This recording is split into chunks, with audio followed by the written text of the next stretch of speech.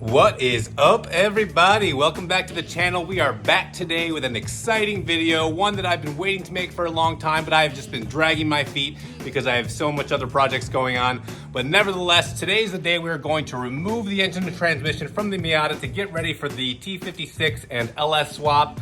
That is the big goal for this car. It has been my dream build ever since I got into cars and realized that it's possible to stick a V8 power plant into this car. I mean, growing up, I always wanted an AC Cobra, but they were a little bit out of reach for me as far as, financially speaking. So the next best thing is to mate a Japanese small roadster chassis with a big American pushrod V8. And that is the plan. Gonna also use the 6-speed GM T56 transmission, and it is gonna be awesome. But it's gonna take me a long way to get there. It is a very involved and intricate swap to be able to get this thing going. Today, the only goal I wanna do is I wanna get the original engine and transmission out of the car and then be able to start getting ready and prepping the engine bay for the V8.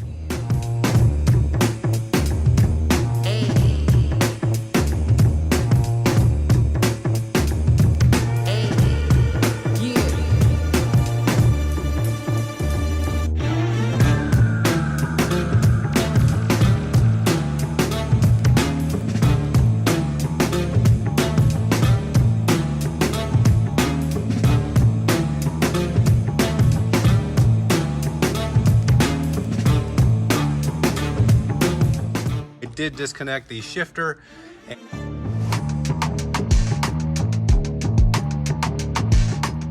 Okay guys, so I've been hacking away at this for a few hours now, and I think I pretty much got everything disconnected. I'm not going by any sort of how-to manual here.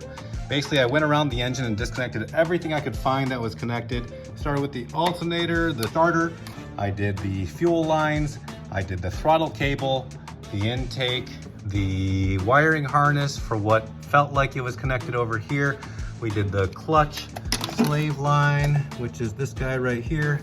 The radiator, all the coolant hoses, the AC compressor lines, the power steering lines, the steering shaft down right there.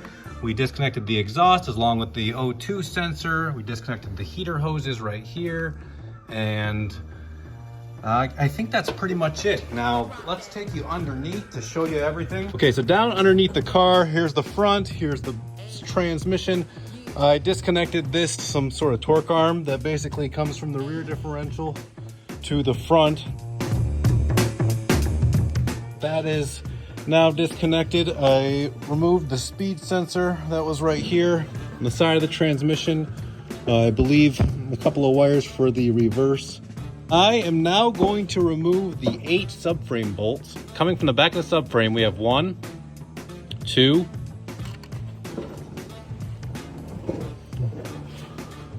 3, 4, and then the other side, 1, 2, right up there, and then again, where are they? 3, 4. All right, so I'm gonna throw some PB Blaster on there because that looks pretty rusted.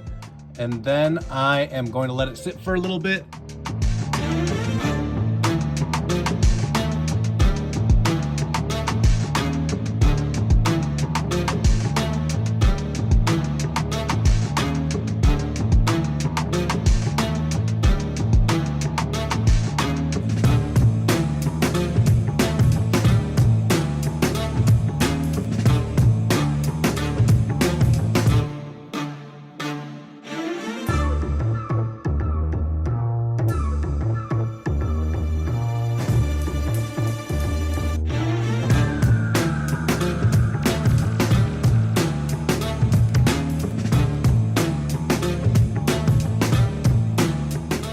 Hey everybody, welcome back to JDM Garage Show.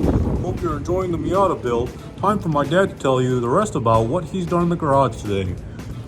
Okay, so basically, see here we got the engine and the transmission out of the car, and I removed the front bumper because I didn't have a ton of clearance down here. You can see I'm only left with an inch or two to to be able to clear the engine out from underneath. But it was a really simple pull. I mean, everything came apart really easily. In the future, if I were to do it again, I would remove this AC line all the way back from the firewall because it did get in my way a little bit. But besides that, it's pretty simple. The wiring harnesses, there's two different main lines that you need to remove. So this line right here, then you have another one right here, and then the whole engine will disconnect. You don't need to worry about anything else there. Headlights can stay inside, as well as a lot of the other cruise control and, you know, the power steering reservoir I left inside, and a lot of other knickknacks you can basically leave there.